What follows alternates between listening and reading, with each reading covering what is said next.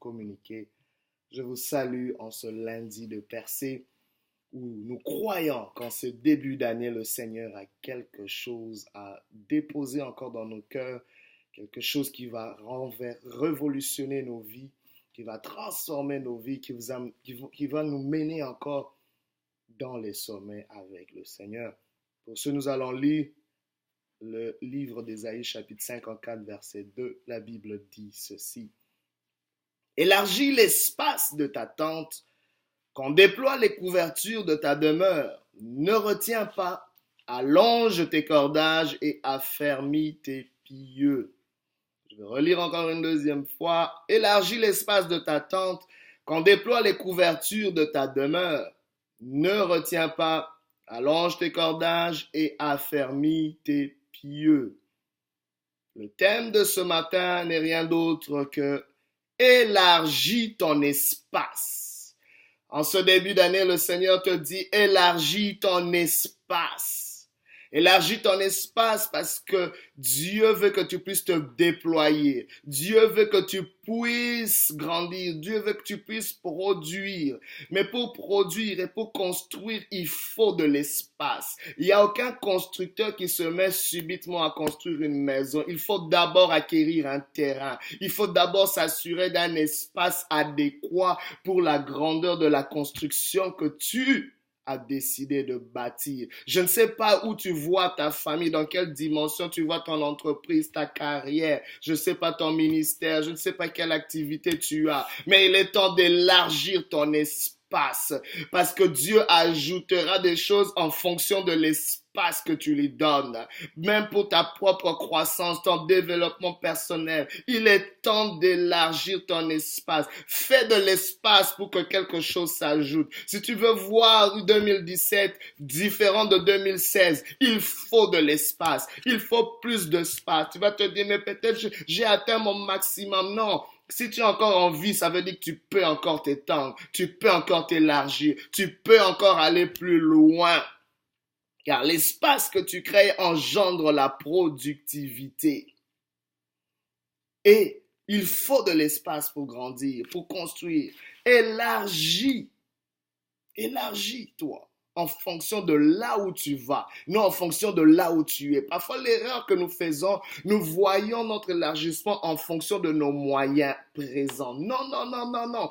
Ta vie, laisse-moi te poser une question. Est-ce que ta décision, ton véritable souhait, c'est de rester là où tu es? Je ne pense pas.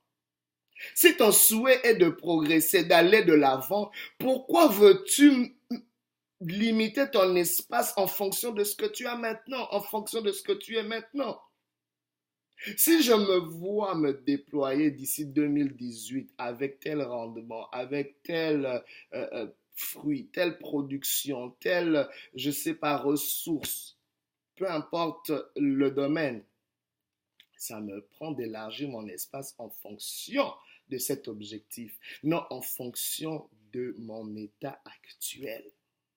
Ainsi, c'est très important, bien-aimé. Même Dieu fonctionne de même. Regardez quand il a créé la terre.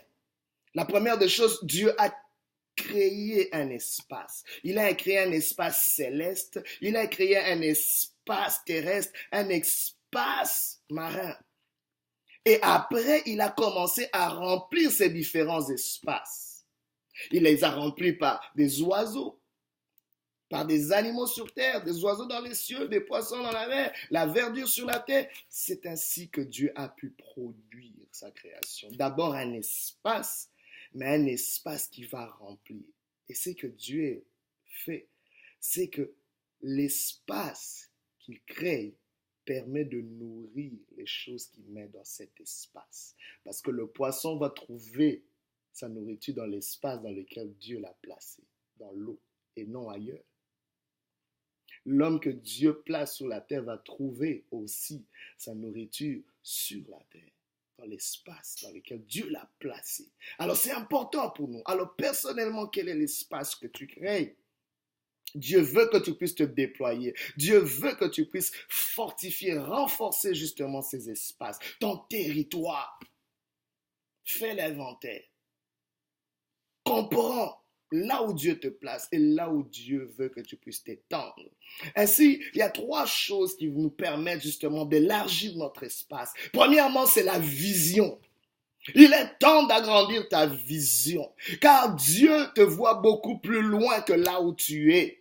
Tu vas t'étendre, mais il faut voir grand. Tu ne pourras pas devenir ce que tu ne vois pas au préalable. Il te sera fait selon ta foi, la Bible déclare. Jésus le disait à chaque personne qu'il guérissait, qu'il touchait, qu'il te soit fait selon ta foi. Ce matin, j'aimerais te dire qu'il te soit fait selon ta vision. En 2017, il te soit fait selon ta vision. Ne te plains pas à la fin que tu n'as rien vu. Mais quelle a été ta vision au préalable? Eh bien, bien-aimé, n'aie pas honte de voir grand, n'aie pas honte de rêver grand, n'aie pas honte de rêver en couleur, n'aie pas honte de rêver dans plusieurs dimensions, car, bien-aimé,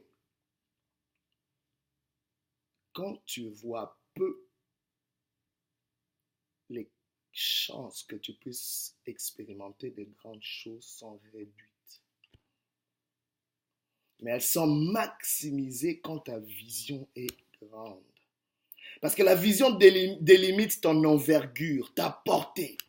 La vision va décider jusqu'où tu iras. Parce que laissez-moi vous dire, pour que les pieds se mettent en marche, il faut que les yeux aient un regard sur le chemin, sur l'objectif. Tes pieds n'iront pas là où tes yeux ne voient pas. Tes pieds vont s'arrêter subitement, là où tes yeux se limitent à voir. La vision va déterminer tes ressources que tu peux attirer. Vous savez, parfois on a des projets, on se demande mais pourquoi personne n'investit dans nos projets? Mais simplement parce que les gens ne voient pas la pertinence ou la grandeur de tes projets. Le jour où tu commences à voir des choses au-delà de tes moyens, au-delà de tes ressources, tu attireras les ressources des autres. C'est comme ça. Parce que parfois ta vision n'a pas assez d'espace pour que les autres puissent amener leur contribution. Leader, je vous encourage aujourd'hui à communiquer une vision qui englobe plusieurs, où plusieurs peuvent se retrouver dans cette vision. Si les gens voient que la vision que tu as, c'est juste une vision pour toi-même, pourquoi la personne va investir dans cette vision? Mais si tu présentes à quelqu'un une vision dans laquelle cette personne se retrouve, automatiquement, cette personne peut contribuer de son temps, de ses ressources, de son argent et tout ça.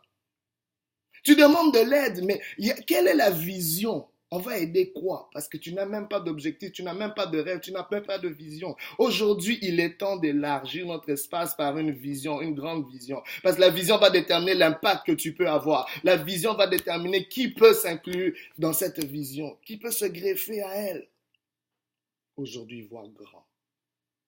Vois grand, vois grand. La deuxième chose qui élargit notre espace, c'est le temps.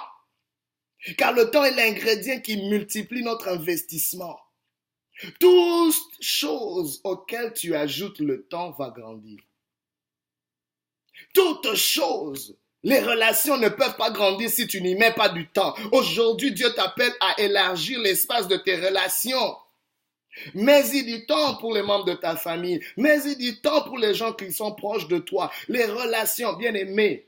Tu vas appauvrir une relation dès que tu commences à réduire le temps que tu mets dans cette relation. Tu ne peux pas me dire que tu m'aimes si tu ne donnes pas du temps. Et quand je parle du temps, ce n'est pas seulement la quantité du temps, mais la qualité du temps. Parce qu'il y a parfois des gens qui sont en train de bousiller votre temps pour rien. Aujourd'hui, discerne et fais la part des choses. Dans quelle relation tu vas investir ton temps? Le temps que tu investis dans la connaissance va faire croître ta connaissance. Investis ton temps à étudier, à rechercher des choses, à développer tes connaissances, ton information. Dans tes finances. Si tu n'investis pas du temps dans tes finances ne pourront pas grandir. Si tu n'investis pas du temps dans les talents et les dons que Dieu t'a donnés, cela ne pourra pas se déployer. Tu te dis, mais pourquoi je n'arrive pas à atteindre telle chose? Mais parce que tu n'y mets pas beaucoup de temps. Vous verrez que les grands champions qu'on a connus, même dans le domaine du basket, des gens comme Michael Jordan, vous voyez que ces gens, même quand l'entraînement officiel s'arrêtait, ces gens continuent à s'entraîner. Pendant les vacances, ils s'entraînent. Quand tout le monde se repose, lui il se met encore à s'entraîner. C'est pas évident que une fois sur le terrain, une fois en plein match, il fait des exploits, il performe au-delà des autres.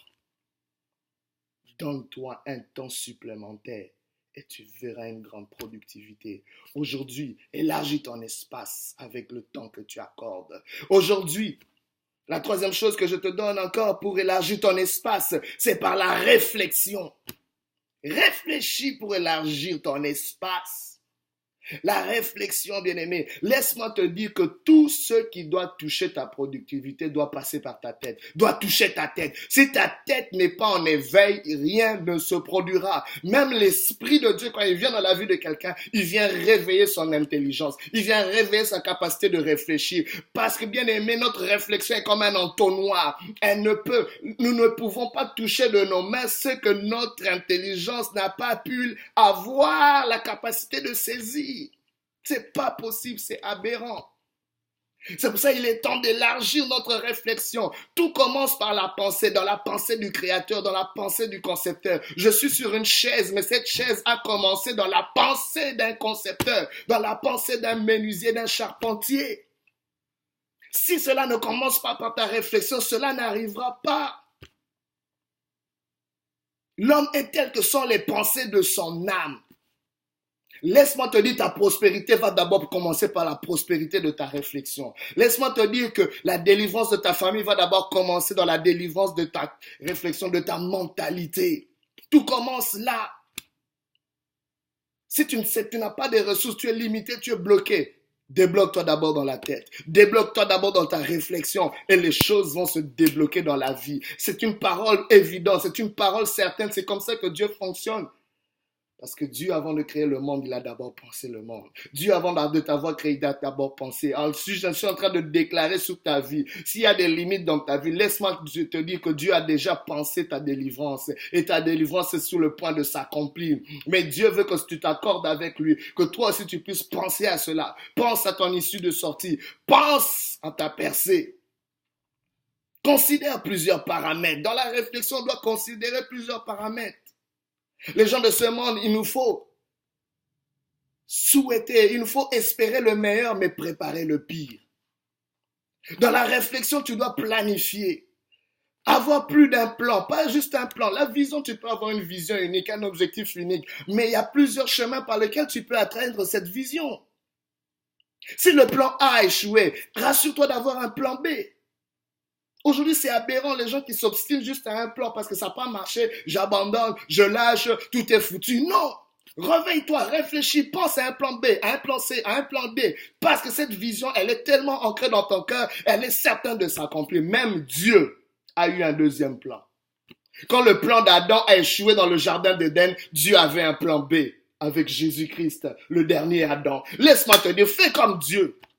Dieu n'a pas abandonné l'humanité. Il s'est dit, même si j'ai échoué avec Adam, je vais réussir avec Jésus. Et Dieu l'a prouvé. Dieu veut que tu puisses avoir un plan, une réflexion. Réfléchis en termes de prévision. Réfléchis en termes de prévision. Un plan prévisionnel, mais aussi un plan pour la relève. Car le succès est dans la succession. Et tu élargis ton espace quand tu penses à la prochaine étape, quand tu penses à l'après-toi. Aujourd'hui, nous avons beaucoup de leaders qui sont bloqués parce qu'ils ne pensent qu'à eux-mêmes. Nous sommes une ressource limitée. Tu passeras, même si tu as beaucoup de succès. Mais quelle gloire y a-t-il pour que ta vision s'arrête avec toi? La vision n'est pas supposée s'arrêter avec toi. La vision est éternelle. La vision transcende les générations. La vision doit demeurer même après toi. Les leaders passent, mais des visions demeurent.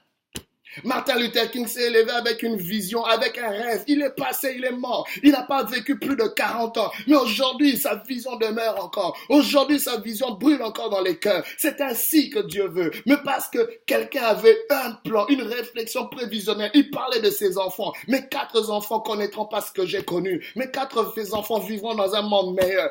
Est-ce que tu as un plan pour la relève? Qu'est-ce que tu vois dans la vie de tes enfants? Élargis ton espace ce matin.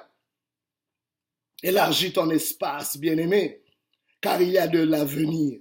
La Bible nous dit qu'un chien vivant vaut mieux qu'un lion mort. Je ne sais pas dans quel état tu te trouves. Je ne sais pas dans quelles conditions tu te trouves. Tu es peut-être abattu. 2016 t'as peut-être lessivé, mais laisse-moi te dire, élargis ton espace. Parce que si tu es encore en vie en cette année, c'est parce qu'il y a un espace à élargir. C'est parce qu'il y a encore de la place pour Dieu. Fais de la place pour Dieu. Bien-aimé, élargis ton espace. Va prendre que tu puisses faire confiance à quelqu'un d'autre. Bien-aimé, la Bible déclare que Paul a planté, Apollos a arrosé, mais c'est Dieu qui fait croître. Il est temps que tu fasses de l'espace pour quelqu'un d'autre. Tu vas peut-être investir, mais il y a quelqu'un qui va amener un deuxième investissement. Les gens de ce monde se disent, aide-toi, le ciel t'aidera. Laisse-moi te dire, mets-y la première pierre, mais fais de l'espace pour que quelqu'un d'autre puisse mettre une deuxième pierre. Mais laisse-moi te dire, ne te préoccupe pas des résultats. Dieu fera croître. Si seulement tu laisses de l'espace, Dieu fera croître ce que tu investis. Laisse-moi te donner cette parole. Reçois cette parole dans le nom de Jésus et que cette année soit une année glorieuse, une année de percée. J'appelle la vie, j'appelle un espace multiplié dans ta vie, dans le nom de Jésus, un espace que Dieu va combler de sa gloire, car tu es le temple du Saint-Esprit, tu es le temple de Dieu, que dans cette maison, dans cet espace que tu crées pour Dieu, que Dieu le remplisse de sa gloire, que Dieu le remplisse de sa vie, dans le nom de Jésus. Soyez bénis, que la paix de Dieu soit sur vous. Au nom de Jésus-Christ.